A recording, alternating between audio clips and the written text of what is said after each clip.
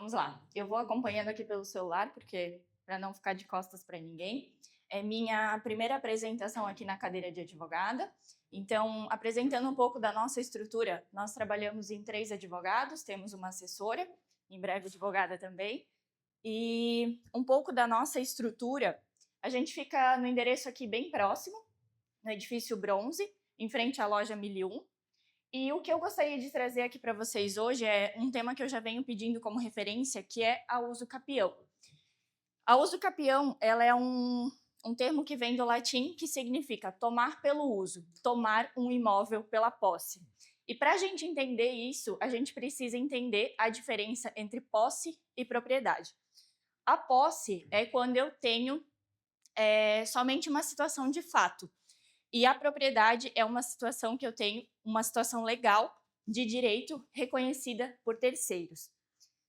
Aqui, esse é o principal documento que a gente vai utilizar para saber a diferença entre posse e propriedade.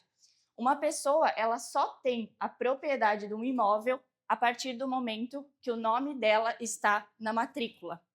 Então, se eu tenho um contrato de compra e venda, Maila, mas o meu contrato está reconhecido em cartório. Não importa. Se eu tenho uma escritura que eu fui lá e fiz no cartório, não importa. Se eu fiz todo o meu projeto de construção com a Chayane, tenho meu alvará, tenho toda a documentação, não importa. Eu preciso ter o meu nome na matrícula do imóvel. Enquanto isso, eu tenho somente a posse. E o que é que a ação de uso capião ela vai fazer?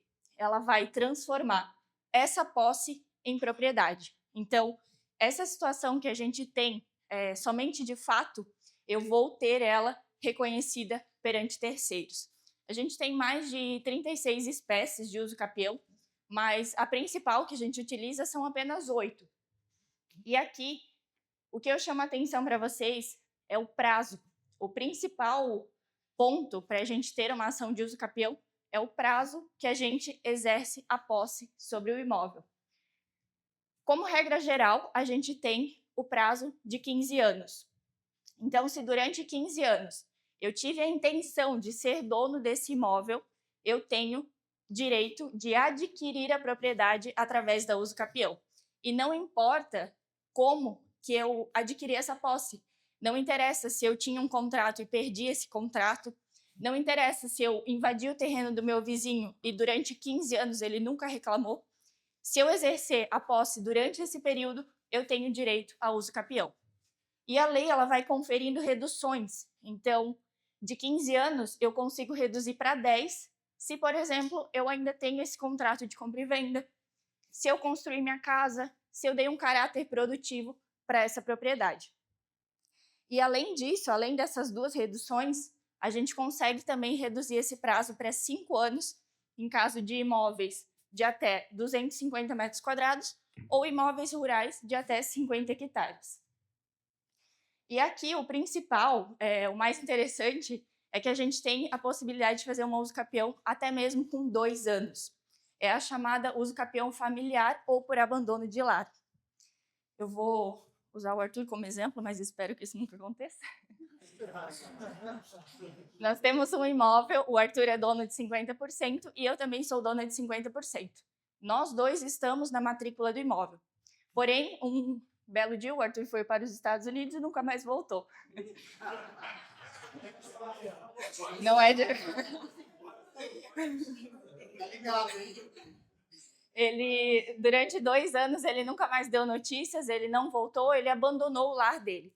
A partir do prazo de 2 anos, eu tenho o direito de entrar com uma uso capião pedindo os outros 50% desse imóvel. Então, a propriedade que era do Arthur passa a ser minha e eu vou ser dona de 100% desse imóvel.